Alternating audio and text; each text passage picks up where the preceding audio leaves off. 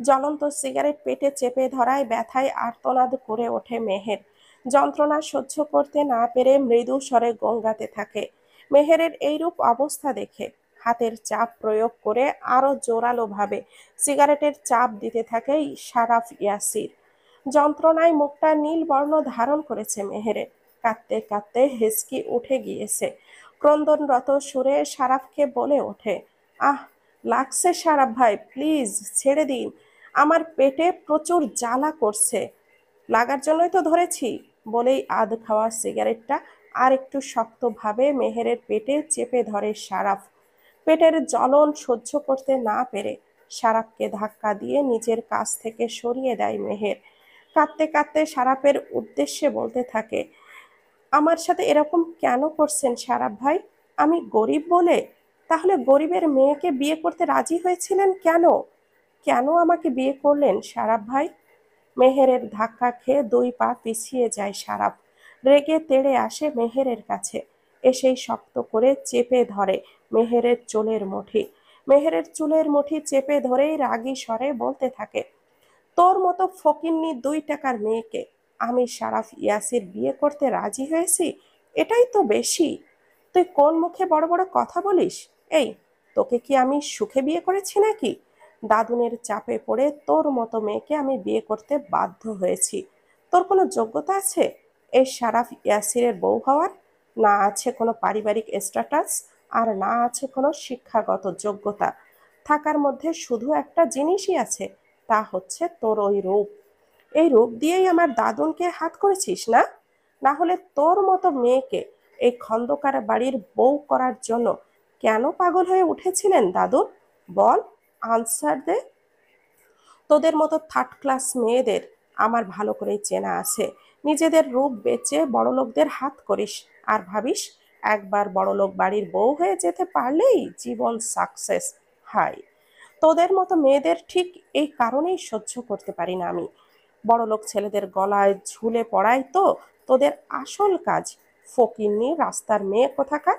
তোদের মতো মেয়েদের জন্মের ঠিক নেই, বাপ মা কোনো শিক্ষা দিতে পারেনি, তাই তো বড়লোক বাপের ছেলে দেখলে গলায় ঝুড়ে পড়তে চাস। নিজের সম্পর্কে এত এত খারাপ খারাপ কথা আর সহ্য করতে পারে না মেহের। উল্টো ঘুরে শারাফকে ধাক্কা দিয়ে সরিয়ে বলতে থাকে, প্লিজ শারাফ ভাই, এইবার থামেন, আমাকে আর নিচে নামায়েন না। আমরা গরিব হতে পারি, কিন্তু আত্মসম্মানহীন নই। আমাদের জীবনের চেয়েও মূল্যবান হচ্ছে আমাদের সম্মান, চরিত্র। আপনি আমাকে যা বলেছেন বলেছেন। আমার মৃত বাবা মাকে নিয়ে আর একটা বাজে কথাও বলবেন না।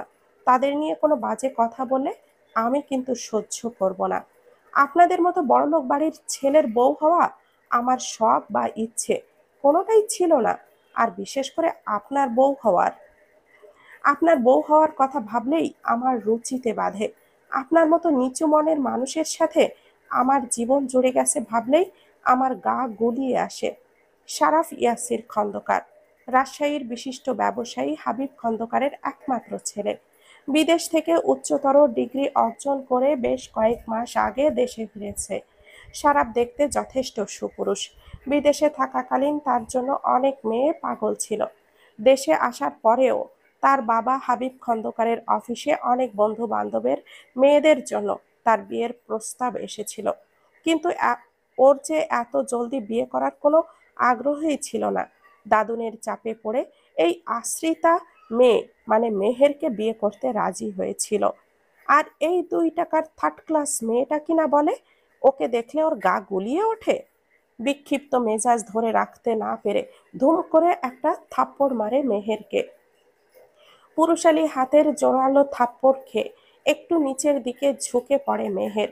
মেহেরের 2 বাহু শক্ত করে চেপে ধরে শারাফ বলে ওঠে, তোর কি গা গুলিয়ে ওঠে? তোকে আমার আশেপাশে দেখলে আমার বমি ওঠে। মন চায় ঘাড় ধাক্কা দিয়ে বাড়ি থেকে বের করে দে। শুধু পারি না আব্বু আম্মু আর দাদুনের জন্য। আমার ভাবতেই মেজাজ খারাপ হয়ে যাচ্ছে। তোর মতো মেয়ের সাথে আমার সারা জীবন কাটাতে হবে। তোকে আমার চোখের সামনে 1 মিনিটও সহ্য করতে পারি না। সেই জায়গায় এখন তোকে সারা জীবন আমাকে সহ্য করতে হবে। না, এটা কিছুতেই আমি মেনে নিব না। খুব শীঘ্রই ডিভোর্স দিয়ে তোকে আমার জীবন থেকে সরাবো, বলেই মেহেরকে ধাক্কা দিয়ে ফেলে দেয়। রাগে হনহন করে ঘর ছেড়ে বেরিয়ে যায় সারাফ। কাঁদতে কাঁদতে মেঝেতে বসে পড়ে মেহের। আজকে তাদের বাসর রাত ছিল। প্রতিটা মেয়েরই বাসর রাত নিয়ে অনেক ইচ্ছে থাকে, কিন্তু মেহেরের জীবনটাই তো আর পাঁচটা মেয়েদের মতো জীবনের না। মেহের আফরোজ। মেহেরের বাবা মারা যায় যখন মেহেরের বয়স 5 বছর। তারপরে মায়ের হাতেই মানুষ মেহেরের। আর মেহেরের মা সারাবদের বাড়িতে কাজ করত। মেহেরের যখন 12 কি 13, তখন মেহেরকে একা করে দিয়ে তার মমতাময়ী মা ওকে ছেড়ে পরপারে চলে যায়। মেহেরের মা খন্দকার বাড়ির বিশ্বস্ত একজন কর্মচারী ছিলেন। তাই ওনার মৃত্যুর পর বাবা মাহীন অনাথ মেয়েটাকে খন্দকার বাড়িতেই রেখে দেওয়ার সিদ্ধান্ত নেন সারাফের দাদি হামিদা খন্দকার। বাবা মাহীন অনাথ মেয়েটাকে নিজের নাতনির মতোই স্নেহ করতেন তিনি। তাই মৃত্যু শয্যায় নিজের একমাত্র আদরের নাতি সারাফের সাথে মেয়ের বিয়ের কথা বলেন। দাদিকে যথেষ্ট সম্মান ও ভালোবাসে সারাফ। তাই তো মৃত্যু পথযাত্রী দাদির কথা ফেলতে পারেনি সারাফ। রাজি হয়ে যায় মেহেরকে বিয়ে করতে। পারিবারিকভাবে আজ দুপুরের পরপরই ওদের বিয়ে সম্পন্ন হয়। কাঁদতে কাঁদতে শেষ রাতের দিকে ক্লান্ত হয়ে মেঝেতেই ঘুমিয়ে পড়েছিল মেহের। দরজায় করাঘাতের শব্দে ঘুম ভেঙে যায়। তড়িঘড়ি করে ছুটে যায় দরজার দিকে। দরজার ওপাশে মার্জিনা খালা দাঁড়িয়ে। মর্জিনা খালা এই বাসার কাজের লোক, ওনাকে আমি খালা বলেই ডাকি। মর্জিনা খালা আমাকে দেখে হাসি মুখে বলে ওঠে, মেহের মামুনি, তোমাকে বড় ম্যাডাম নিচে ডাকছে, আমাকে বলেছে তোমাকে ডেকে দিতে, জলদি নিচে চলো। তুমি যাও খালা, আমি ফ্রেশ হয়ে আসছি। মর্জিনা খালা চলে গেলে দরজাটা ভিড়িয়ে ওয়াশরুমের দিকে যায় মেহের। বিয়ের পরিধান করা শাড়ি এখনো পাল্টানো হয়নি। রাতের এইসব ঘটনার পর কাঁদতে কাঁদতে ওইখানেই ঘুমিয়ে পড়েছিল মেহের। বিয়ের শাড়ি চেঞ্জ করতে গিয়ে চোখে পড়ে পেটের পোড়া অংশে জ্বলন্ত সিগারেট চেপে ধরায় পেটের চামড়া উঠে গিয়েছে। পোড়া অংশে হাত ছোঁয়াতেই জ্বলে ওঠে। আহ শব্দ করে হাত ছেড়ে দেয় মেহের। বিয়ের শাড়ি পাল্টিয়ে সুতির একটা নর্মাল শাড়ি পরে রেডি হয় মেহের। হরেক রকমের খাবার সাজিয়ে সকালের খাবার খেতে বসেছে খন্দকার বাড়ির সদস্যরা। সদস্য বলতে সারাফের বাবা মা চাচা চাচি ফুপু। সারাফরা 2 ভাই বোন। সারাফের একজন বড় বোন আছে, যার বিয়ে হয়ে গিয়েছে। বর্তমানে সে তার স্বামীর সাথে কানাডায় বসবাস করছে। সারাফের আব্বুরা 2 ভাই 1 বোন। সারাফের চাচা ছেলে মেয়ে নিয়ে আলাদা বসবাস করে। ফুপুর কবেই বিয়ে হয়ে গিয়েছে। বিয়ে উপলক্ষে কিছুদিনের জন্য সবাই এক জায়গায় হয়েছে। ফ্রেশ হয়ে নিচে নামে মেহের।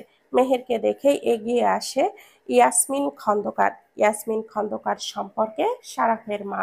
ভদ্রমহিলা যথেষ্ট স্নেহ করে মেহেরকে। মেহেরকে হালকা হাতে জড়িয়ে ধরে বলে ওঠেন, কি রে, ঘুম কেমন হলো? এত দেরি হলো কেন ঘুম থেকে উঠতে? তোর জন্য সবাই বসে আছি, তুই আসলে আমরা একসাথে খাবো বলে। ইয়াসমিন খন্দকার আর মেহেরের ভালোবাসা দেখে হিংসায় মুখ বাঁকান সারাফের চাচি জমিলা খন্দকার। মেহেরকে 2 চোখে সহ্য করতে পারেন না উনি। যতবার সারাফের বাড়িতে উনি এসেছেন, কোনো না কোনোভাবে মেহেরকে নাকানি চুবানি খাইয়েছেন। মেহেরের হাতটা ধরে ডাইনিং টেবিলের কাছে নিয়ে যান ইয়াসমিন খন্দকার। মেহেরকে বসতে বলে জিজ্ঞেস করে, সারাফ কি এখনো ঘুম থেকে ওঠেনি নাকি? মেহের কোনো কথা না বলে চুপ থাকে। কি আর বা বলবে ও? ওর কি কিছু বলার আছে নাকি? রাতে মেহেরকে একা ঘরে ফেলে সেই যে সারাফ বেরিয়ে গিয়েছিল, এখনো পর্যন্ত আর ওর দেখা মেলেনি। মেহেরকে চুপ থাকতে দেখে কিছুটা হয়তো আন্দাজ করতে পারেন ইয়াসমিন খন্দকার। তাই তো আর কিছু জিজ্ঞেস না করে মেহেরকে খেতে বসতে বলেন। মেহেরকে দেখে ঠাট্টার ছলে সারাফের ফুপু রাবেয়া খন্দকার বলে, কিরে মেহের, চুপচাপ খেতে বসে গেলি যে? এখানে যে তোর শ্বশুর, চাচা শ্বশুর, শাশুড়ি, চাচি শাশুড়ি, ফুপু শাশুড়ি বসে আছে, দেখিস না? খেতে বসে গেলি যে, খাবার সার্ভ করে দে। লজ্জিত ভঙ্গিতে দাঁড়িয়ে বলে ওঠে, সরি, আপনারা বসুন, আমি খাবার বেড়ে দিচ্ছি। মেহেরকে উঠতে দেখে থামিয়ে দেন হাবিব খন্দকার। বলে ওঠেন, মেহের মামুনি, তুই বসে থাক, তোকে খাবার বেড়ে দিতে হবে না। গলা ছেড়ে হাঁক ছাড়েন মর্জিনা খালার উদ্দেশ্যে। হন্তদন্ত পায়ে রান্নাঘর থেকে ছুটে আসেন তিনি। এসেই বলে ওঠে, আমাকে ডাকছিলেন বড় স্যার? হ্যাঁ, তোমাকে ডেকেছি আমি। দাঁড়িয়ে না থেকে যাও, সবার খাবার পরিবেশন করে দাও। জি বড় স্যার, বলেই সকলকে খাবার বেড়ে দিতে লাগলো মর্জিনা খালা। খুনসুটি হাসি ঠাট্টায় সমাপ্ত হয় খন্দকার বাড়ির সকালের নাস্তা খাওয়ার পর্ব। সকালের খাওয়া হয়ে গেলে মেহেরকে ডেকে নিয়ে যান ইয়াসমিন খন্দকার। জিজ্ঞেস করে সারাফ মেহেরের সাথে কোনো খারাপ ব্যবহার করেছে কিনা। রাতের ঘটে যাওয়া সব কথা চেপে গিয়ে হাসি মুখে বলে ওঠে, না বড় মা, সারাফ ভাই আমার সাথে কোনো খারাপ ব্যবহার করেনি। আমাদের মাঝে সবকিছুই ঠিকঠাকই আছে। মেহেরের কথা শুনে স্বস্তির নিঃশ্বাস ফেলেন ইয়াসমিন খন্দকার। উনি তো মা, তাই জানেন ওনার ছেলে কতটা রাগী। তার উপরে মেহেরের সাথে বিয়েটা এক প্রকার বাধ্য হয়েই করেছে সারাফ। তাই ওনার মনে অনেক দুশ্চিন্তা ছিল, না জানি ছেলেটা কি করে বসে মেয়েটার সাথে। যাক, মেহেরের কথা শুনে একটু হালকা লাগছে ওনার। ছেলেটা তাহলে কোনো রাগারাগি করেনি। কফির মগ মেহেরের হাতে ধরিয়ে দিয়ে বলে, যাক, এই কফিটা নিয়ে গিয়ে সারাফকে দিয়ে আয়। সকালে উঠে ওর আবার কফি খাওয়ার অভ্যাস। এতক্ষণে মনে হয় সারাফ ঘুম থেকে উঠে পড়েছে। যা, গিয়ে ওকে কফিটা দিয়ে আয়। কফি নিয়ে 2 তলায় উঠে যায় মেহের। 2 তলার একদম কর্নারের রুমটা সারাফের। কফি হাতে ভাবতে থাকে, রাতে যে উনি বেরিয়ে গিয়েছিলেন, আর তো আসেননি মনে হয়। এইসব ভাবতে ভাবতেই ঘরের ভেতরে প্রবেশ করে মেহের। ওয়াশরুম থেকে পানি পড়ার আওয়াজ আসছে, তার মানে উনি ভেতরেই। কিন্তু উনি কখন আসলো? আমি খেতে যাওয়ার কিছুক্ষণ পরেই মনে হয় এসেছিল। এইসব ভাবনার মাঝেই ওয়াশরুম থেকে বেরিয়ে আসে সারাফ।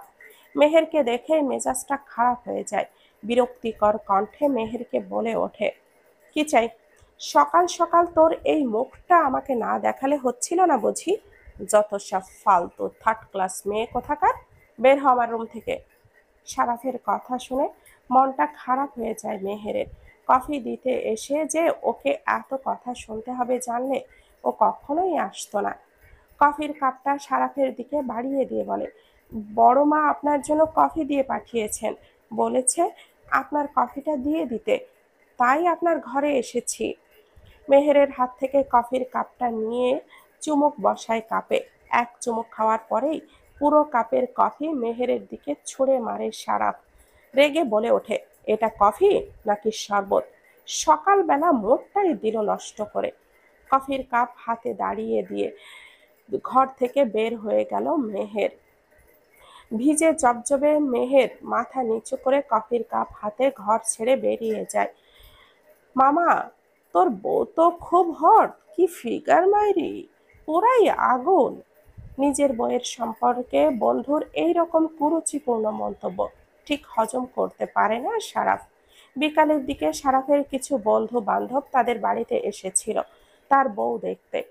সারাফের বন্ধুদের আগমনের খবর পেয়ে মেহেরকে একটি কালো জর্জেট শাড়ি পরিধান করিয়ে রেডি করিয়ে দিয়েছিল ইয়াসমিন খন্দকার। ফর্সা গায়ে কালো শাড়িটা মেহেরের গায়ে সুন্দর করে ফুটে ওঠে। কালো জর্জেট শাড়ি, হাতে কালো চুড়ি, মাথায় ঘোমটা দিয়ে সারাফের বন্ধুদের জন্য চা নাস্তা নিয়ে আসে মেহের। নাস্তা পরিবেশন করার সময় পেটের শাড়ি একটু সরে গেলে ফর্সা পেটে চোখ যায় সারাফের বন্ধুর। মেহের পেটের দিকে মেহেরের পেটের দিকে লোলুপ দৃষ্টি দিয়েই সারাফের কানে কানে উপরোক্ত কথাটি বলে ওঠে। বন্ধু বিধায় কিছু বলতেও না পারে মেহেরকে রেগে বলে ওঠে, মেহের, তুই ভেতরে যা, তোকে খাবার পরিবেশন করতে হবে না, আমি খাবার পরিবেশন করে দিচ্ছি। সারাফের কথা শুনে এখান থেকে তড়িৎ গতিতে চলে যায় মেহের। তার এখানে মোটেও ভালো লাগছিল না। ছেলেগুলো তার দিকে কিভাবে যেন তাকিয়েছিল। একটা ছেলে তো ওর দিক থেকে চোখই সরাচ্ছিল না। বেশ কিছুক্ষণ হাসি ঠাট্টায় সারাফদের আড্ডার সমাপ্ত হলো। সন্ধ্যার কিছু আগ মুহূর্তে সারাফের সব বন্ধু বান্ধব বিদায় নেয়। বলে যায় আবার একদিন সময় করে এসে জমিয়ে আড্ডা দিবে। সারাফ ও তাদের হাসি মুখে বিদায় করে দেয়। বন্ধুদের বিদায় দিয়ে ঘরের উদ্দেশ্যে রওনা দেয় সারাফ। যেতে যেতে মর্জিনা খালাকে বলে যায় তার জন্য 1 কাপ কফি যেন পাঠিয়ে দেয় মেহেরের হাতে। সকালের ঘটনার পর সারাফের জন্য কফি নিয়ে যাওয়ার কোনো ইচ্ছেই ছিল না মেহেরের। মর্জিনা খালার জোরাজুরিতে কফি নিয়ে যেতে রাজি হয়। কফি হাতে কিছুক্ষণ বাহিরে দাঁড়িয়ে থাকে মেহের। ইতস্ত করে নক করে ভেতরে প্রবেশ করে। ব্যালকনিতে বসে সিগারেট খাচ্ছিল সারাফ। মেহেরের আগমনী বার্তা পেয়ে আধ খাওয়া সিগারেটটা পায়ে পিষে রুমে প্রবেশ করে। মেহেরের দিকে চোখ পড়তেই চোখে পড়ে তার পরিধান করা শাড়ির দিকে। মুহূর্তে বিকালের ঘটনার কথা মনে পড়ে যায়। মেহেরের উন্মুক্ত পেটের দিকে কিভাবে লোলুপ দৃষ্টিতে তাকিয়েছিল তার বন্ধু হাসান। সবই তার চোখে পড়েছিল। শুধু বন্ধুদের সামনে কোনো অশান্তি হোক তা চাই না বলে কোনো কথা বাড়ায়নি। বিকালে বন্ধু হাসানের বলা কথাটা মাথায় আসতেই রাগে মাথা দপদপ করে ওঠে সারাফের। কফির কাপটা টেবিলে রেখে খাটের উপরে বসেছিল মেহের। সারাফ রেগে মেহেরের কাছে গিয়ে টেনে দাঁড় করায় মেহেরকে। দু গালে ঠাস ঠাস করে 2টা থাপ্পড় বসায়। রেগে বলতে থাকে, খারাপ মেয়ে ছেলে কোথাকার! এক ছেলে দিয়ে তোর হচ্ছিল না, তাই বাইরের ছেলেদেরকে ফাঁসাতে শরীর বিলিয়ে দিতে চাস? তোর শরীর ছেলেদের বিলিয়ে দিতে চাইলে খন্দকার বাড়ি থেকে বের হয়ে দিবি। এই খন্দকার বাড়িতে থেকে তোর এসব নষ্টামি আমি টলারেট করব না বলে দিলাম। বলেই রেগে মেহেরের শাড়ির আঁচল ধরে টান মারে সারাফ। সেফটি পিন দ্বারা শাড়ি আটকে ছিল। শাড়ির আঁচলে টান পড়ায় সেফটি পিন খুলে মেহেরের শরীরে ফুটে যায়। ব্যথায় আর্তনাদ করে ওঠে মেহের। মেহেরের কান্না মাখা চোখ। চোখে পড়ে না সারাফের। সে ব্যস্ত তার নিজ কর্মে। টেনে হিঁচড়ে শাড়ি খুলে ফেলে সারাফ। শাড়ি খুলে মাটিতে ফেলে তাতে আগুন ধরিয়ে দেয়। শাড়িবিহীন উন্মুক্ত প্রায় মেহের, গায়ে শুধু ব্লাউজ আর পেটিকোট। লজ্জায় অপমানে মাটিতে বসে পড়ে মেহের। সে বুঝতেই পারছে না কি হচ্ছে তার সাথে। কেন সারাফ ভাই আজকে এত রেগে গেছে? কেনই বা তার সাথে এত খারাপ ব্যবহার করছে? মেঝেতে বসে চাপা স্বরে কাঁদতে থাকে মেহের। শাড়ি পুড়ে ছাই হয়ে গেছে। ঘর ছেড়ে বেরিয়ে যায় সারাফ। সফেদ সাদা বিছানার মাঝখানে শায়িত বয়স 80 ছুঁই ছুঁই এক বৃদ্ধ মহিলা। মেহের ধীর পায়ে এগিয়ে যায় তার কাছে। এগিয়ে গিয়ে একটি চেয়ার টেনে মহিলাটির পাশে বসে পড়ে। মহিলাটি হচ্ছেন হামিদা খন্দকার, অর্থাৎ সারাফের দাদি। মৃত্যুপ্রায় মহিলাটির হাত ধরে কান্না মাখা স্বরে বলতে থাকে, দাদুন, দাদুন, তুমি এ কার সাথে আমার বিয়ে দিলে? ওই অহংকারী নিচু লোকটার সাথে। উনি আমাকে শুরু থেকেই অপমান করে চলেছে। আজকে তো আমাকে শুধু শুধু কতগুলো বাজে গালি দিয়েছে। সেই খারাপ খারাপ কথা বলে অপমান করেছে। জানো দাদুন, আমাকে উনি খারাপ মেয়ে ছেলে বলেও গালি দিয়েছে। ওনার মতো নিচু মনের মানুষের সাথে আমি কি করে সারা জীবন পার করব দাদুন? ওনার সাথে এক ঘরে থাকলে আমার দম বন্ধ হয়ে যায়। সেই ওনার সাথে সারা জীবন থাকার কথা চিন্তা করলেই নিজেকে কেমন যেন পাগল উন্মাদ লাগে। শুধু তোমাকে ভালোবাসি বলে আমি ওনার মতো একটা অহংকারী লোককে বিয়ে করতে রাজি হয়েছি। না হলে সারা জীবন আইবুড়ো থেকে যেতাম, তাও ওনার মতো কাউকে বিয়ে করতাম না। বিছানায় শাহিত হামিদা খন্দকারের হাতটা ধরে কান্না মাখা গলায় অভিযোগের সুরে কথাগুলো বলে উঠল মেহের। সে জানে তার এই অভিযোগের কোনো উত্তরই আসবে না অপর পক্ষ হতে। হামিদা খন্দকার মৃত্যু শয্যাশায়ী। ডাক্তার বলেছে বাঁচার কোনো সম্ভাবনা নেই। উনি কোনো কথা বলতে পারে না, শুধু তাকিয়ে থাকেন। বাড়ির কেউ এসে টাইম টু টাইম ওনার খাবার খাইয়ে দিয়ে যায়। এভাবেই ওনার দিন অতিবাহিত হচ্ছে। মৃত্যুর প্রহর গুনছেন উনি। বেশ কিছুক্ষণ নিজের মতো বকবক করে হামিদা খন্দকারের ঘর ছেড়ে বেরিয়ে যায় মেহের। এখন রাত 1:30 বাজতেছে। হামিদা খন্দকারের ঘর থেকে বেরিয়ে রান্নাঘরের উদ্দেশ্যে এগিয়ে যায় মেহের। রান্নাঘরে গিয়ে দেখে ইয়াসমিন খন্দকার আর মর্জিনা খালা দুজনে রাতের খাওয়ার আয়োজন করছে। তাই সেও এগিয়ে যায় তাদের কাছে কিছু সাহায্য করার জন্য। মেহেরকে রান্নাঘরে প্রবেশ করতে দেখেই ইয়াসমিন খন্দকার বলে, কিরে মেহের, তুই রান্নাঘরে এসেছিস কেন? তোর কি কিছু লাগবে? আমাকে বল, আমি করে দিচ্ছি। না বড় মা, আমার কিছু লাগবে না, আমি তোমাদেরকে সাহায্য করতে এসেছি। বলো, কি সাহায্য লাগবে, আমি করে দিচ্ছি। না, তোকে কোনো কাজ করতে হবে না, যা গিয়ে বসে থাক, আমি আর মর্জিনা আপা মিলে সব কাজ করে নিতে পারবো, বললেন ইয়াসমিন খন্দকার। ইয়াসমিন খন্দকারের কথা না শুনেই মেহের কাজ করতে চাইলে রান্নাঘর থেকে ঠেলে বের করে দেন তিনি। 1 মাস আগে মেহেরের এইচএসসি ফাইনাল পরীক্ষা শেষ হয়েছে, এখন কোনো পড়াশোনাও নেই, তাই করার মতো কোনো কাজ না পেয়ে চুপচাপ লিভিং রুমের সোফায় বসে থাকে। মেহেরের বসতেই সোফার অপর পাশে এসে বসেছে সারাফ। সারাফকে দেখে ঘৃণায় মুখটা ঘুরিয়ে নেয় মেহের। সারাফকে দেখে মুখ ফিরিয়ে নেওয়া সবই চোখে পড়ে সারাফের, কিন্তু সে কিছুই বলে না। রান্নাঘরে থাকা ইয়াসমিন খন্দকারের উদ্দেশ্যে বলে ওঠে, আমু, প্রচুর খিদে পেয়েছে, আর কতক্ষণ লাগবে ডিনার রেডি হতে? রান্নাঘরে ব্যস্ত ইয়াসমিন খন্দকার ব্যস্ত ভঙ্গিতে বলে ওঠেন, আর একটু বস বাবা, 20 মিনিটের মধ্যে দিয়ে দিব। মায়ের কাছ থেকে জবাব পেয়ে নিজের জায়গায় বসেই চুপচাপ ফোন ঘাঁটতে থাকে সারাপ। ডাইনিং টেবিলে এক এক করে টেবিলে এনে সব খাবার রাখছে মর্জিনা খালা। মেহেরও তার সাথে হাতে হাতে সবকিছু এগিয়ে দিচ্ছে। ওর চুপচাপ বসে থাকতে ভালো লাগছিল না, তাই ওনাদের একটু সাহায্য করছে। আর রান্নাঘর থেকে সব রেডি করে দিচ্ছেন ইয়াসমিন খন্দকার। আস্তে আস্তে সবার আগমনে ডাইনিং টেবিলে পরিপূর্ণ হয়। সবাই একসাথে খেতে বসেছে। মেহের বসেছে সারাফের পাশের চেয়ারটাতে। খেতে খেতে সারাফের চাচা হামিদ খন্দকার জিজ্ঞেস করে সারাফকে, সারাফ, তোর কি করার ইচ্ছে এখন? আই মিন, তোর তো পড়াশোনা শেষ, এখন কি চাকরি বাকরি করবি নাকি ভাইয়ার ব্যবসার হাল ধরবি? মানে ফিউচার প্ল্যান কি তোর? খেতে খেতে সারাফ জবাব দেয়, আব্বুর ব্যবসায় জয়েন হব ভাবছি।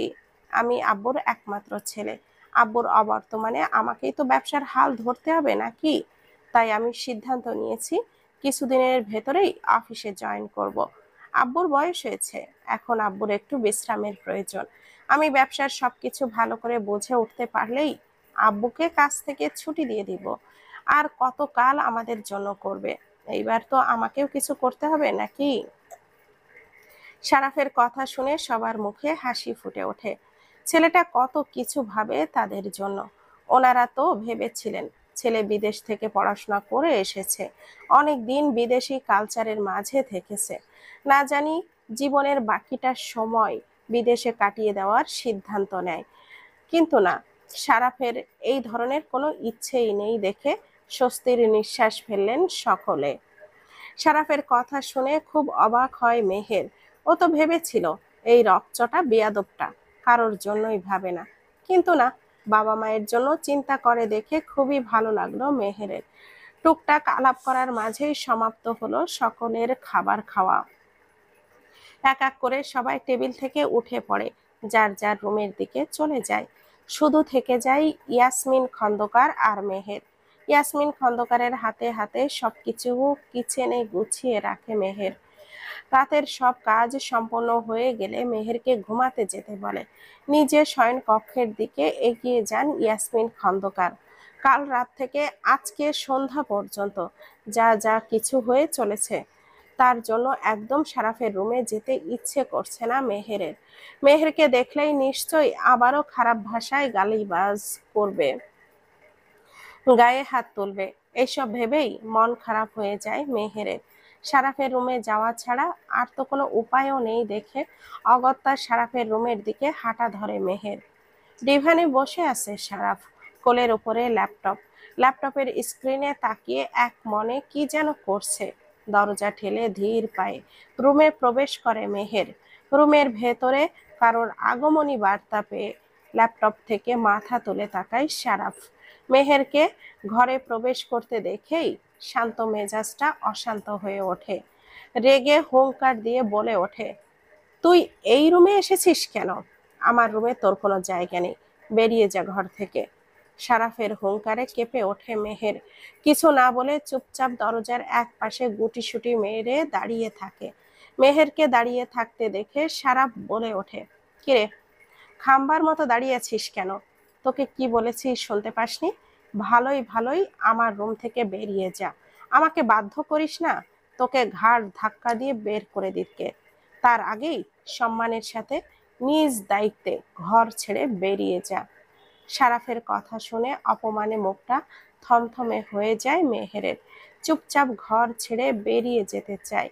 এমনি দরজার কাছে মেহেরকে আটকিয়ে দেয় ইয়াসমিন খন্দকার। ঘুম আসছিল না বিধায় 2 তলার করিডোরে পায়চারি করছিলেন ইয়াসমিন খন্দকার। সারাফের ঘর থেকে চিৎকার চেঁচামেচির শব্দ পেয়ে এগিয়ে আসেন ছেলের রুমের দিকে। এসেই দেখেন এই অবস্থা। মেহেরকে ধরে নিয়ে রুমের ভেতরে প্রবেশ করেন ইয়াসমিন খন্দকার। মাকে দেখেই চুপ হয়ে যায় সারাফ। কিন্তু চুপ থাকেন না ইয়াসমিন খন্দকার। রাগে কাঁপতে কাঁপতে সারাফের গালে একটা থাপ্পড় বসান তিনি। থাপ্পড় বসিয়ে থেমে থাকেননি তিনি। রেগে বলতে থাকেন, এইসব কোন ধরনের অসভ্যতা সারাফ? তোকে আমি আর তোর আব্বু এই শিক্ষা দিয়েছি? সিহ, আমার নিজেকে এখন ছোট লাগছে এই ভেবে যে তোকে আমি সঠিক শিক্ষা দিতে পারিনি। তোর লজ্জা করছে না? কাপুরুষের মতো নিজের স্ত্রীকে অপমান করছিস, আবার এই মাঝরাতে তাকে ঘর থেকে বের করে দিচ্ছিস। মায়ের হাতের থাপ্পড় খেয়ে রাগে অপমানে মুখটা জ্বলে ওঠে সারাফের। রাগী দৃষ্টিতে মেহেরের দিকে তাকিয়ে থাকে সারাফ। সারাফের এই রকম রাগী লোক দেখে কেঁপে ওঠে মেহের। ইয়াসমিন খন্দকারের দেওয়া থাপ্পড়ের বদলা নিশ্চয় ওকে শাস্তি দিয়ে নেবে ভেবেই শরীর হিম হয়ে যায় মেহেরের। মা বাবাকে যথেষ্ট সম্মান ও ভালোবাসে সারাফ, তাই মায়ের সাথে কোনো কথা বাড়ায় না। চুপচাপ মায়ের বকা থাপ্পড় হজম করে। ছেলেকে থাপ্পড় মেরে একটু খারাপ লাগা কাজ করে ইয়াসমিন খন্দকারের। বড্ড আদরের ছেলে ওনার। বড় মেয়ে হওয়ার পর প্রায় 12 বছর পর সারাফের জন্ম হয়। ছেলেকে যথেষ্ট আদরের মাঝে বড় করেছেন উনি। কিন্তু এই থাপ্পড়টা সারাফের প্রাপ্য ছিল, তাই নিজের মনকে শান্ত করেন তিনি।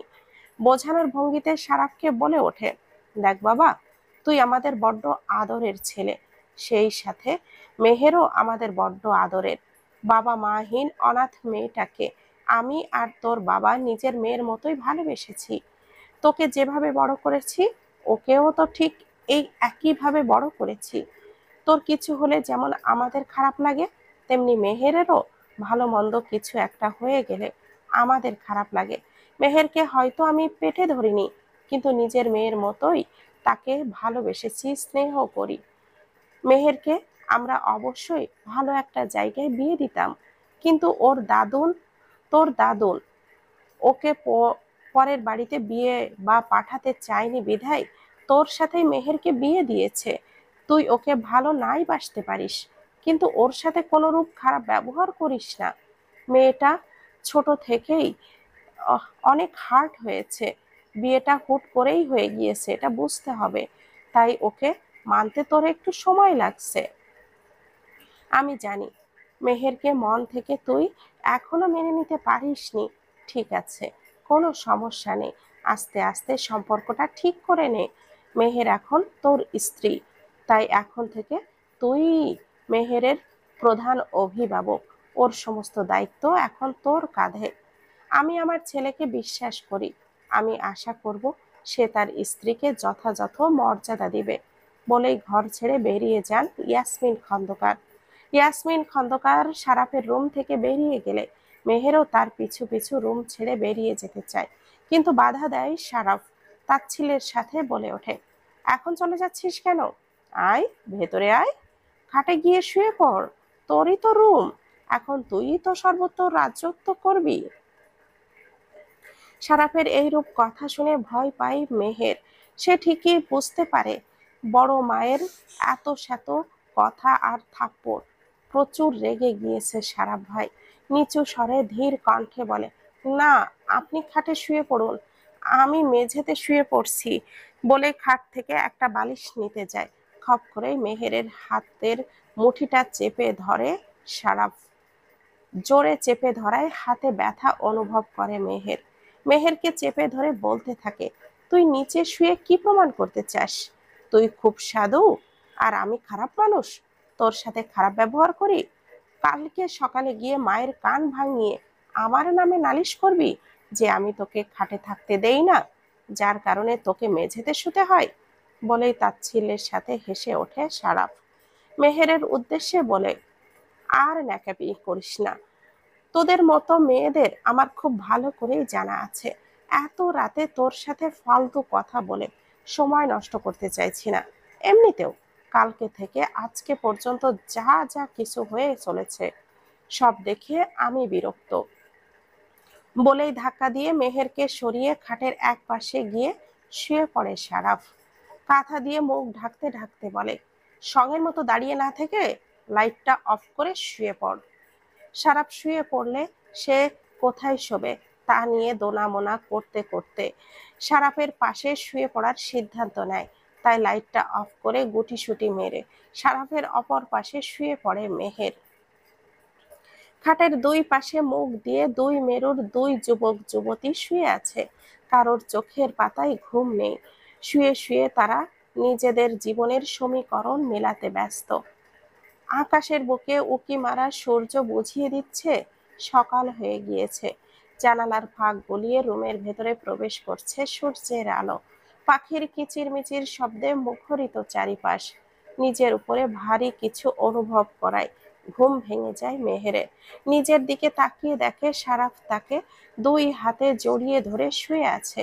সারাফকে নিজের এতটা কাছাকাছি দেখে অস্বস্তি বোধ করে মেহের। পর মুহূর্তেই যখন মনে পড়ে সারাফ তাকে এতটা কাছাকাছি দেখলে রেগে যাবে, অমনি তড়িৎ গতিতে ছুটে যেতে চায় কিন্তু পারে না।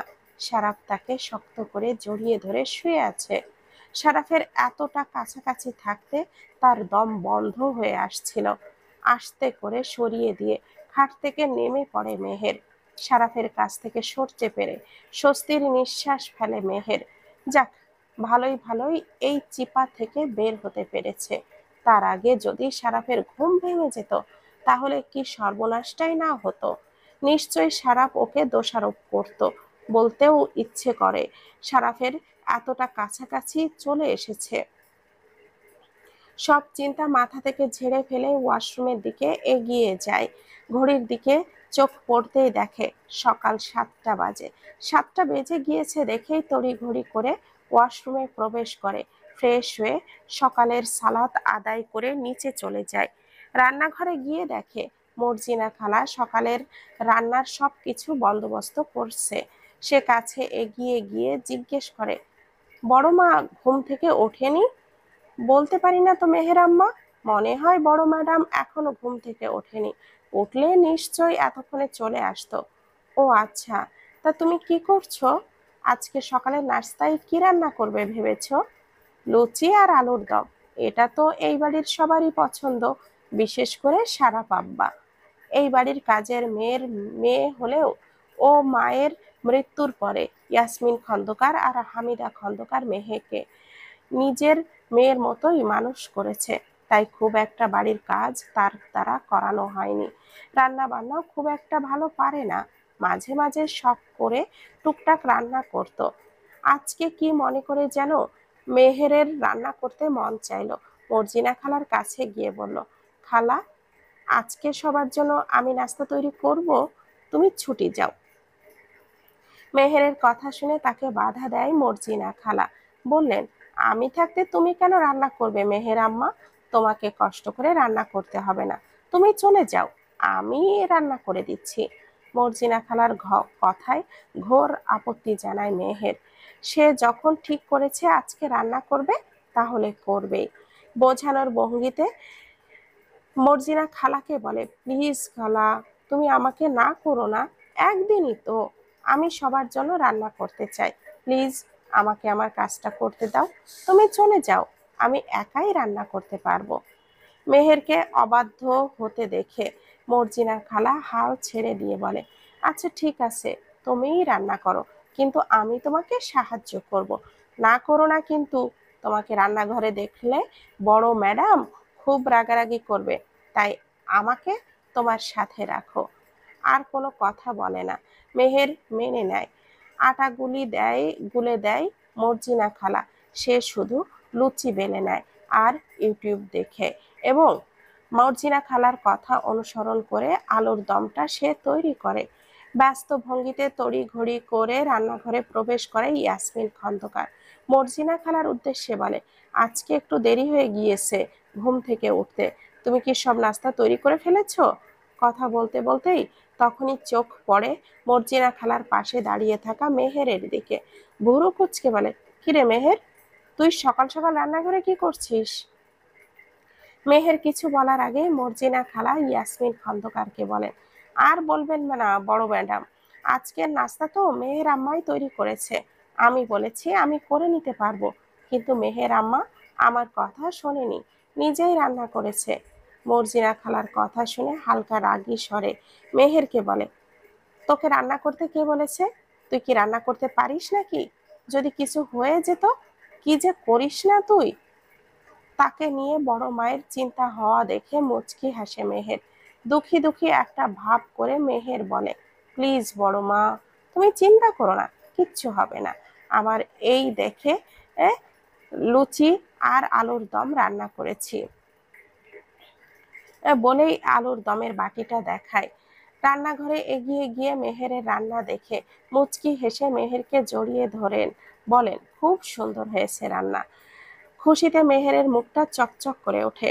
ইয়াসমিন খন্দকারের প্রশংসায় নিজেকে কিছুটা সার্থক মনে হয়। অ্যালার্মের তীব্র স্বরে ঘুমের বিঘ্ন ঘটে সারাফের। কাঁথা সরিয়ে ধীরে ধীরে খাট থেকে নেমে পড়ে সে। রুমে চোখ বুলিয়ে দেখে কোথাও মেহের নেই। মেহেরকের কথা চিন্তা না করে ওয়াশরুমে চলে যায় ফ্রেশ হতে। কালকে বিকালেই চলে গিয়েছিল সারাফের চাচা আর ফুপুরা। এখন বাড়িতে শুধু হাবিব খন্দকার, ইয়াসমিন খন্দকার, বিছানায় শয্যাশায়ী হামিদা খন্দকার, সারাফ, মেহের ও মর্জিনা খালা। ডাইনিং টেবিলে এসে বসেছে হাবিব খন্দকার, তার পাশের চেয়ারে বসেছে ইয়াসমিন খন্দকার, আর এর কিছুক্ষণ পর পরই একটা চেয়ার টেনে বসে সারাফ। আব্বু আম্মু ওকে দেখেই হাসি মুখে গুড মর্নিং জানায়। তারাও ছেলের প্রশ্নের জবাবে উত্তর জানায়। সবাই উপস্থিত হলে মেহের এক এক করে সবাইকে খাবার পরিবেশন করে দেয়। খেতে খেতে সারা বলে, আম্মু, আজকে আলুর দমটা জাস্ট অস্থির হয়েছে, মন চাচ্ছে তোমার হাতে দুইটা চুমু খাই, এত মজা করে রান্না করেছো না। মর্জিনা খালাকে আমাকে আরেকটু আলুর দম দাও তো। সারাফের কথা শুনে মুচকি হেসে ইয়াসমিন খন্দকার বলে, খুব মজা হয়েছে বুঝি? হবেই তো, আমার মেহের মা রান্না করেছে না। খা বাবা, ভালো করে চেটে পুটে খা বউয়ের হাতের রান্না। ইয়াসমিন খন্দকারের কথা শুনে কাশি উঠে যায় সারাফের। কাশতে কাশতে গলায় খাবার আটকে যায় সারাফের। তাড়াতাড়ি করে এক গ্লাস পানি এগিয়ে দেয় মেহের। কেটে গিয়েছে বেশ কিছুদিন। একদিন সন্ধ্যায় ঘুমিয়েছিল মেহের। কারোর চিৎকার চেঁচামেচি কান্নার শব্দে ঘুম ভেঙে যায় তার। কান্নার উৎস খুঁজতে গিয়ে বুঝতে পারে দাদুনের ঘর থেকে আসছে। আতঙ্কিত হয়ে ছুটে যায় হামিদা খন্দকারের রুমের উদ্দেশ্যে। রুমের ভেতরে প্রবেশ করতেই দেখে ইয়াসমিন খন্দকার হামিদা খন্দকারকে জড়িয়ে ধরে কাঁদছে। পাশেই দাঁড়িয়ে চাপা স্বরে কাঁদছে মর্জিনা খালা। কি হতে পারে ভেবেই আতঙ্কে গলা শুকিয়ে কাঠ হয়ে যায় মেহেরের। ছুটে রুমের ভেতরে প্রবেশ করে। মেহেরকে দেখেই ইয়াসমিন খন্দকার হামিদা খন্দকারকে ছেড়ে মেহেরকে জড়িয়ে ধরে কাঁদতে কাঁদতে বলে, ও মেহের রে, তোর দাদু না তো আর নেই রে, আমাদের ছেড়ে উনি আল্লাহর ডাক দিয়ে ওনার ডাকে সাড়া ওনার কাছে চলে গিয়েছে।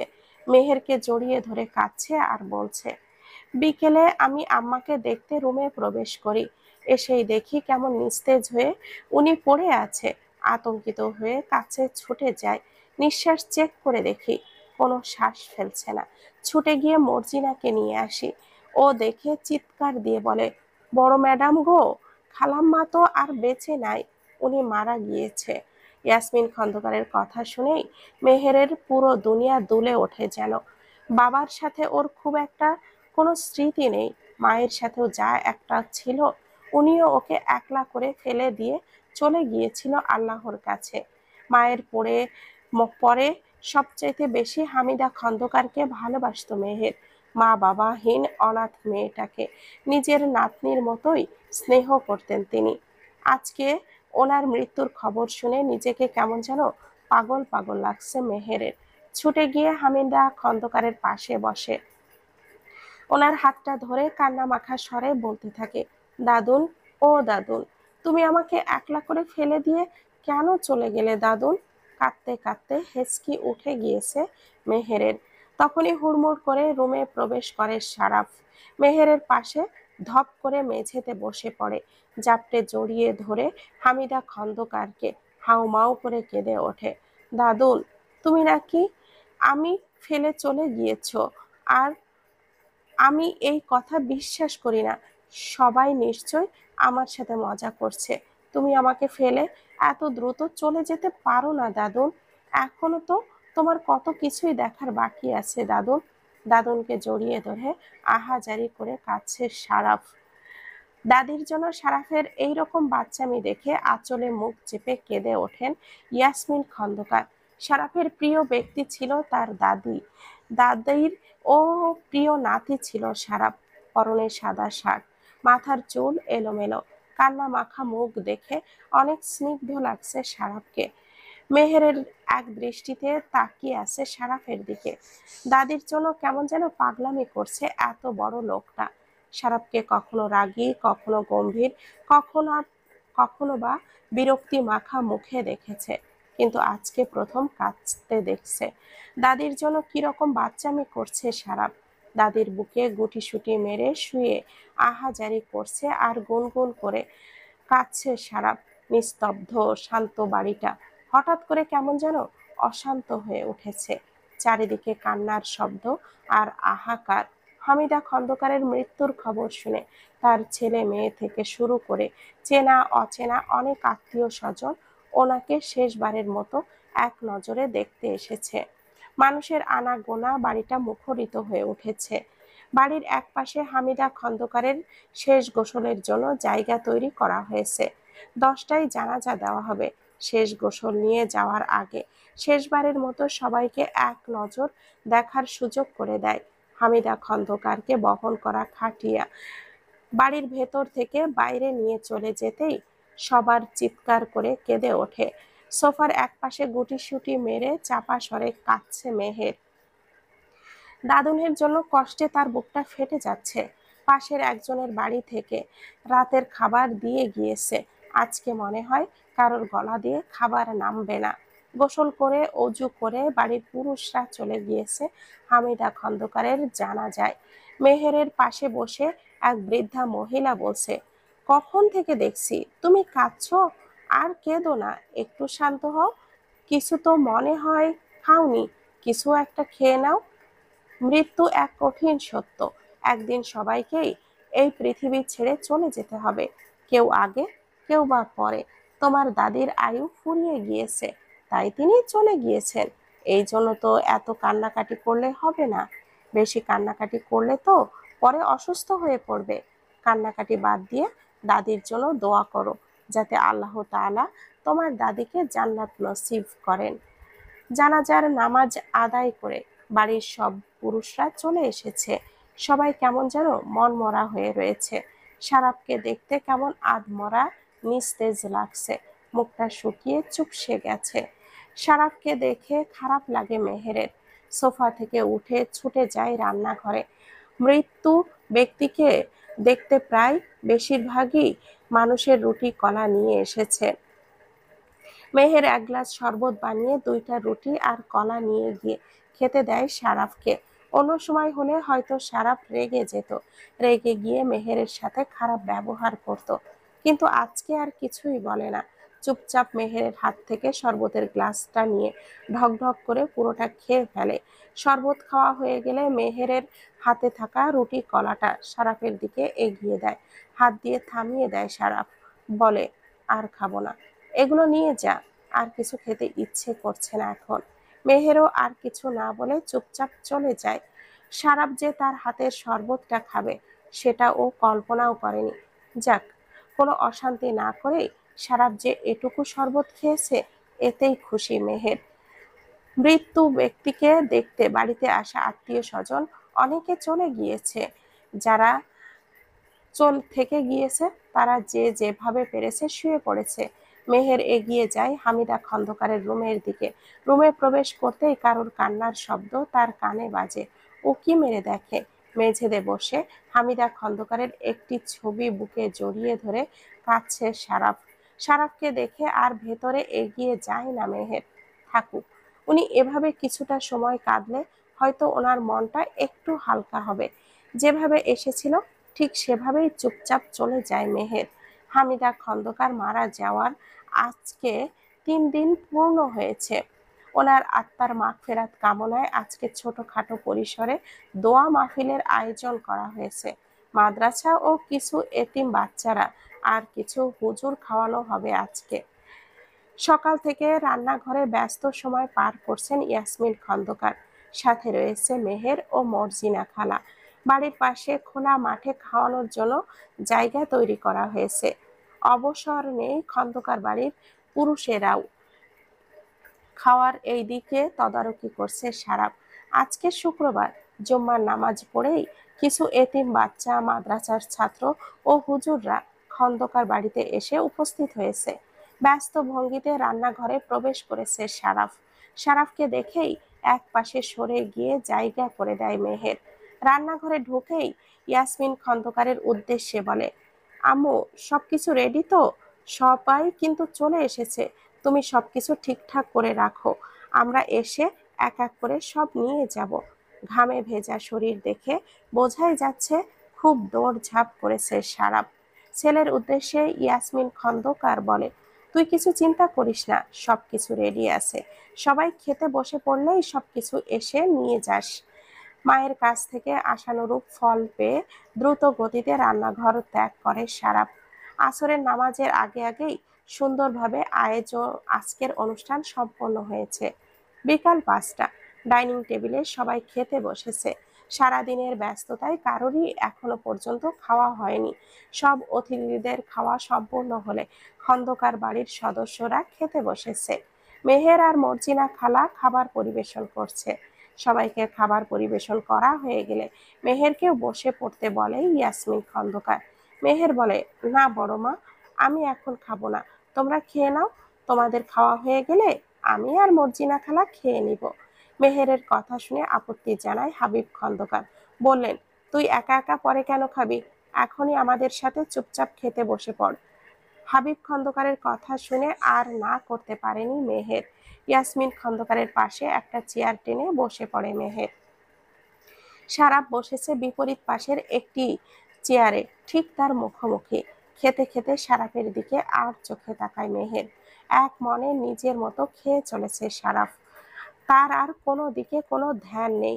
মেহেরকে অন্যমনস্ক দেখে ইয়াসমিন খন্দকার বলেন, কিরে মেহের, খাওয়া থামিয়ে কোথায় ধ্যানে বসে গিয়েছিস? মুচকি হেসে সারাফের থেকে চোখ সরিয়ে বলে, কিছু না বড় মা, এই তো খাচ্ছি।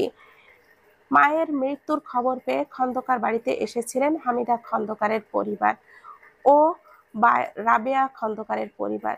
3 দিন তারা এখানে ছিলেন। আজকে তারা চলে যাবে তাদের নিজেদের বাড়িতে। সন্ধ্যার কিছু আগ মুহূর্তে তারা বেরিয়ে পড়ার সিদ্ধান্ত নেন। রাবেয়া খন্দকারকে জড়িয়ে ধরে কিছুক্ষণ কাঁদে মেহের। এই বাড়ির মানুষগুলোকে কখনো তার পর মনে হয়নি। সবাই কিভাবে যে ওকে নিজেদের একজন ভেবে আদর ভালোবাসা দিয়েছে, ভাবতেই ওর চোখ দিয়ে পানি গড়িয়ে পড়ে। মেহেরকে কাঁদতে দেখে রাবেয়া খন্দকার বললেন, ধ্যাত পাগলি মেয়ে, এভাবে কাঁদছিস কেন? আমি কি একেবারের জন্য চলে যাচ্ছি নাকি? সময় পেলে আবার আসবো। এইভাবে কান্না করিস না তো, তুই না আমার লক্ষ্মী মেয়ে। বলে মেহেরের গাল টিপে দেয়। কাদার জন্য ও হেসে ফেলে মেহের। বলে, ফুপি, তোমাদের খুব মিস করব, আর কিছুদিন থেকে যাও না প্লিজ। 3 দিন তো থেকেছি, আর কত থাকবো? আয়ানের স্কুল বন্ধ হচ্ছে। আয়ান রাবেয়া খন্দকারের ছেলে। এইবার বাড়ি যেতে হবে। তুই একদিন ফুপির বাড়িতে যাস, কিছুদিন থেকে আসিস। তুই গেলে আমার ভালো লাগবে। আচ্ছা ফুপি, যাবো নে, তোমরাও আবার আসিও। বলেই জড়িয়ে ধরে রাবেয়া খন্দকারকে। মেহেরকে জড়িয়ে ধরে কপালে চুমু খান রাবেয়া খন্দকার। ইয়াসমিন খন্দকারের কাছে গিয়ে রাবেয়া বলে, ভাবি, সারাফ আর মেহেরের বিয়ের পর তো ওদের আমাদের বাড়িতে নেওয়া হয়নি। নেওয়ার পরিকল্পনা ছিল, কিন্তু মাঝখান দিয়ে আমার মৃত্যুর খবর শুনে আমাদেরই এই বাড়িতে চলে আসতে হয়েছে। সে যাই হোক, ওদের দাওয়াত রইল আমার বাড়ি। তুমি সময় করে একদিন ওদেরকে পাঠিয়ে দিও। আচ্ছা, পাঠাবো। তোমরা সাবধানে যেও, ইয়াসমিন খন্দকার বললেন রাবেয়া খন্দকারকে। সিঁড়ি দিয়ে নেমে আসছে সারাফ। সারাফকে দেখেই এগিয়ে যান রাবেয়া খন্দকার। কাছে গিয়ে বলেন, ফুপি, চলে যাচ্ছি। ফুপির বাড়িতে যাস কিন্তু, বড় হয়ে গিয়েছিস দেখে তো এখন আর ফুপির কথা মনে পড়ে না। বিদেশ থেকে এসে একবারও শুধু ফুপির বাড়ি গিয়েছিলি, আর তো যাসনি। আর ফুপিকে বুঝি দেখতে ইচ্ছে করে না? অভিমানী স্বরে বললেন রাবেয়া খন্দকার। হালকা হেসে সারাফ বলে, কি যে বলো না ফুপি, তোমাকে ভুলে যাব? এটা কি করে হয় বলো তো? ব্যস্ততার কারণে তোমার বাড়িতে যাওয়া হয়ে ওঠেনি।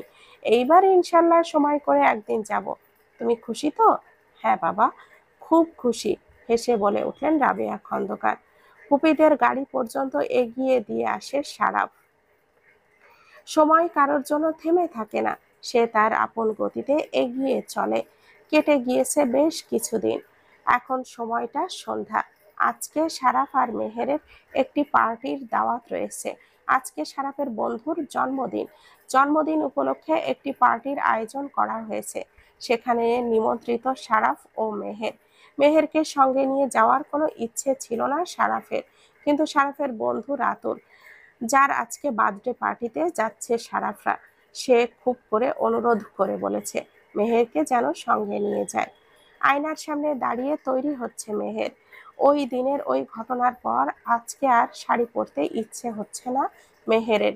তাই ল্যাভেন্ডার কালারের একটা 3 পিস পরে নেয়, সাথে ম্যাচিং হেজাব, হাতে সোনার 2টা বালা, নাকে নাকফুল, মুখে প্রসাধনী বলতে হালকা ফেস পাউডার, ঠোঁটে হালকা লিপস্টিক, আর চোখে আইলানা। এতেই দেখতে মেহেরকে পরীর মতো লাগছে। মেহেরের মা ছিল খুব সুন্দরী, মায়ের মতোই হয়েছে মেহের। মেহের দেখতে যথেষ্ট সুন্দরী ও ভদ্র একটি মেয়ে। মেহেরের রেডি হওয়ার মাঝেই রুমে প্রবেশ করে সারাফ। বিরক্তির স্বরে মেহেরের উদ্দেশ্যে বলে, রেডি হতে আর কত ঘন্টা লাগবে? তাড়াতাড়ি রেডি হয়ে নিচে আয়। 5 মিনিটের বেশি দেরি হলে তোকে রেখেই আমি চলে যাব। বলেই হনহন করে রুম ত্যাগ করে সারাফ। সারাফ চলে যেতেই সারাফের পিছু পিছু ছুটে রুম থেকে বেরিয়ে যায় মেহের। যে রাগী লোক উনি, না জানি ওকে ফেলেই আবার চলে যায় ভেবেই দৌড়ে নিচে নামে। নিচে গিয়েই দেখা হয় ইয়াসমিন খন্দকারের সাথে।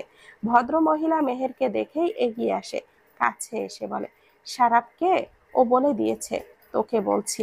আর শোন, বেশি রাত করিস না যেন, পার্টি শেষ হওয়ার সাথে সাথেই বাড়িতে চলে আসবি। বলেই সদর দরজা পর্যন্ত এগিয়ে দিয়ে আসে মেহেরকে। ইয়াসমিন খন্দকারের কথায় সম্মতি জানিয়ে বাড়ির বাহিরে চলে যায় মেহের। পার্কিং এরিয়ায় গিয়ে দেখে গাড়ির সামনে দাঁড়িয়ে আছে সারাফ। মেহেরকে দেখে গাড়ির দরজাটা খুলে দেয়। ড্রাইভার গাড়ি ড্রাইভ করছে। পেছনে বসে আছে সারাফ ও মেহের। সারাফ আজকে কালো কালারের একটি টি-শার্ট পরেছে, পায়ে কালো শু, মাথার চুলগুলো সুন্দর করে সেট করা। কালো শার্টের সারাফকে দেখতে অনেক আকর্ষণীয় লাগছে মেহেরের কাছে। গাড়ি চলার ফাঁকে ফাঁকে আর চোখে সারাফকে দেখছে। আগের এই হনুমানটাকে দেখলেই মেহেরের রাগ উঠত। সারাক্ষণ খালি চেঁচামেচি, রাগ, আর মুখটা কেমন গম্ভীর করে রাখতো। কিন্তু এখন সারাফের প্রতি কেমন একটা টান অনুভব করে মেহের। এটাই হয়তো 3 কবুলের জোর। মেহেরের আকাশ পাতাল ভাবনার মাঝেই গাড়ি এসে উপস্থিত হয়েছে কাঙ্ক্ষিত জায়গায়, অর্থাৎ রাতুলের বার্থডে পার্টির জায়গায়। বার্থডে পার্টির জন্য একটা রেস্টুরেন্ট ভাড়া করা হয়েছে। রেস্টুরেন্ট খোলা জায়গায় বার্থডের জন্য জায়গা করা হয়েছে। গাড়ির দরজা খুলে বের হয় সারাফ। সারাফের পরেই নামে মেহের। সারাফের পিছু পিছু এগিয়ে যায় পার্টিতে। সারাফকে দেখে এগিয়ে আসে রাতুল, এসেই জড়িয়ে ধরে।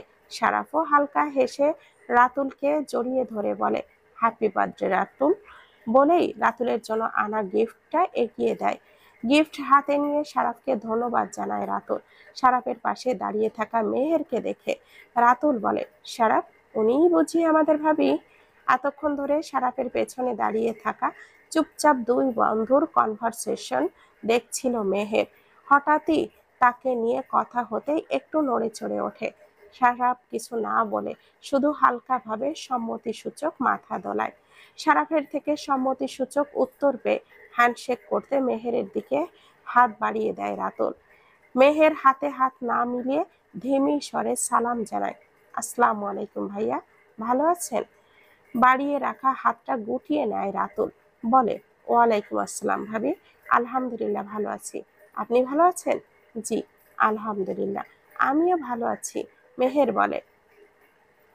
কথার সমাপ্তি টেনে রাতুল বলে, বাহিরে দাঁড়িয়ে না থেকে চল ভেতরে চল, বলে সারাফের হাতটা টেনে ভেতরে নিয়ে যায়। সারাফদের পিছু পিছু মেহেরও ভেতরে এগিয়ে যায়।